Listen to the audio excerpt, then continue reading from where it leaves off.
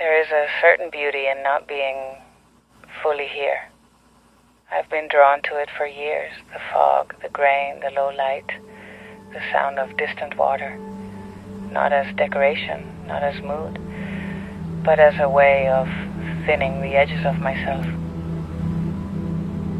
Some people want clarity, high resolution, sharpness, definition. I have always been more interested in blur, in what happens when outlines dissolve, when a figure stands in mist long enough that it becomes part of the landscape.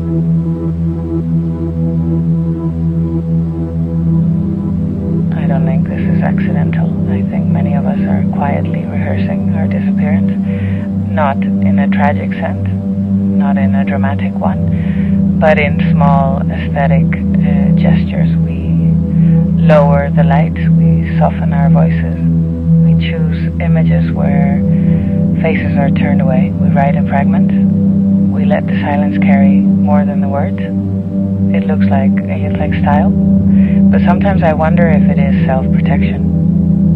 To disappear slightly is to reduce exposure. To exist in half-tones is to avoid being pinned down. If no one can see you clearly, no one can define you. And if no one defines you, maybe you don't have to confront what you are. There is comfort in that. In the unfinished sentence, in the distant horizon, in the room where the light never fully arrives.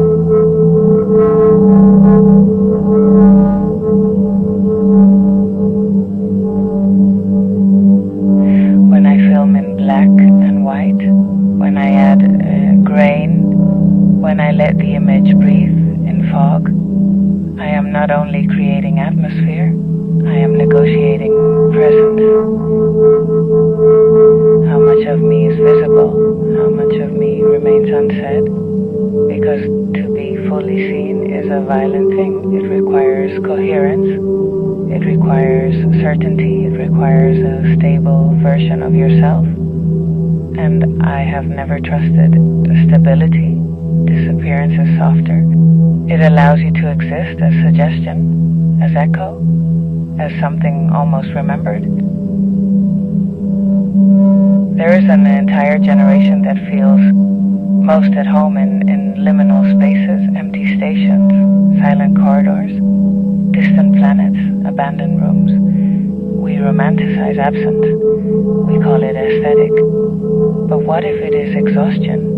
What if clarity became unbearable? What if being sharply defined in a world that constantly measures you feels like a trap?